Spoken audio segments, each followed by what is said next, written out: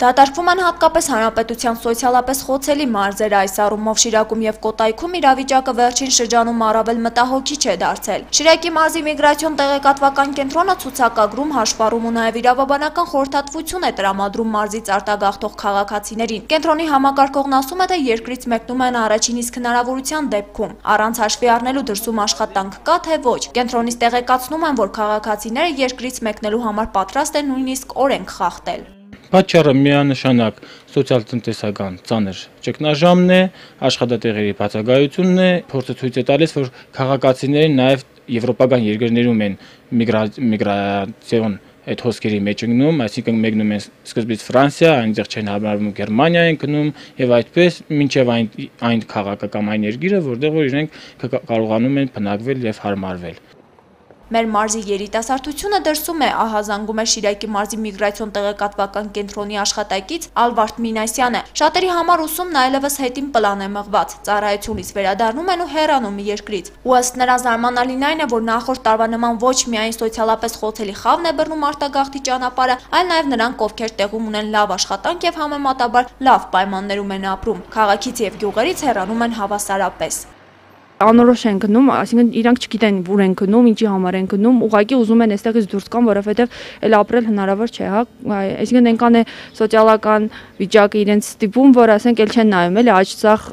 պիտի գնան ու վերջ։ Ջահելեղն է, երևի ես էլ գնայի։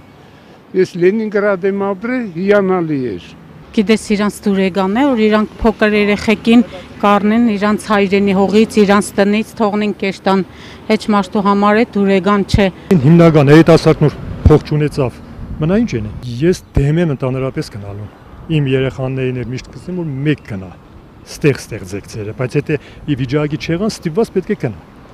Հիմա ոչ միայն Ռուսաստանի Դաշնություն, այլ նաև Ֆրանսիա եւ Չեխիա են մեկնում ու ապաստան խնդրում մեր համաքաղաքացիները, ասում է Սերգեյ Գաբրիելյանը։ Դրսից եկողներն էլ, ովքեր քիչ թվականակ են կազմում, առանց վարանելու գնում են Հայաստանից։ Նրանք հիմնականում այն բիզնեսմեններն են, ովքեր տեղում չեն հարմարվել հարկային քաղաքականությանը։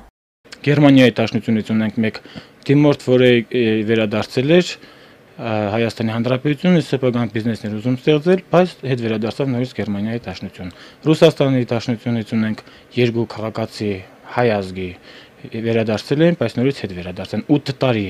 Ռուսաստանում բնակվելուց հետո հետ էր վերադարձել, բայց չհարմարվելով այստեղի պայմաններին հետ վերադարձավ նորից Ռուսաստանի Դաշնություն։ Երկրում ճիշտ է մի շարք ծրագրեր են իրականացվում անկանոն միգրացիոն հոսքերը կառավարելու եւ արտագաղթն ինչ-որ չափով կանխարգելելու նպատակով, բայց ըստ մասնագետների ամեն ինչ կարծես հակառակ արդյունքն է տալիս։ Օրինակ հանրապետության համայնքներում սոցիալական ծանր վիճակը մեղմելու համար մեկնարկած քայլերից հետո վիճակագրությունը ցույց է տալիս, որ յուղերից արտագաղթողների թիվն ավելացել է։